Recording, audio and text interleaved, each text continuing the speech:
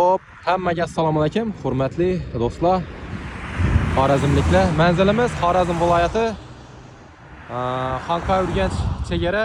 Mana bu ko'rib turganingiz baliqxona, buni hamma biladi. Mana Xanqa yozuvi, Urganchdan kelsangiz, yana Urganchga kelib degan yozuv. Bugun 12-mart sanasına göre shundan yo'ldan kelishimda bir narsaga ko'zim tushib qoldi, do'stlar. Qaranglar. Bu da qurilish ishlari bo'lib turgan ekan, yana kranimiz ishlab turibdi. Shundan yo'lni chetida. Ya'ni bu yerimiz, qaranglar, bu chap tarafimiz polniy bog' edi. Bu yanimiz ham polniy bog' bo'lgan. Endi shundan ajoyib loyihani yo'lga qo'yibdilar. Ya'ni bu yerimiz polniy parnik bo'ladi. Parnik, yana ko'rib turganlaringizdek, embeda yana ustini qo'yish joylari kranimiz qo'yib turibdi. O'rtasidan beton yo'lak bo'lgan, ya'ni piyodalar yurish uchun menimcha. Bu yerda 2 yoki 3 tane parnik bo'ladi. Shunga ko'zim tushib qoldi.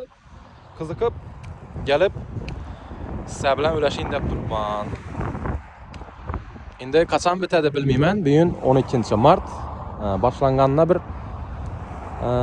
4-5 kun bo'ldi adashmasam, 1-2 marta ko'rib qoldim. Hozir yaqinroqdan borib ko'ramiz.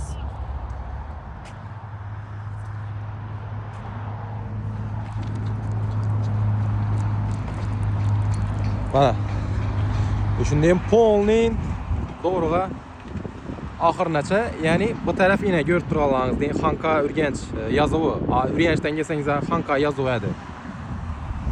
Shonacha taxminan bir 6-7 hektardan katta parnik qurilyapti ekan. Endi ichine navla ekiladi men bilmayman. Balkim guldir, balkim meva, sabzavotlar, xullas ajoyib katta qilib qurilyapti. Albatta bitgandan keyin ham kelib bir qator video qilib ko'rsatamiz. Shunday yangiliklarni o'tirib bermaslik uchun kanalga obuna bo'lib qo'yamiz.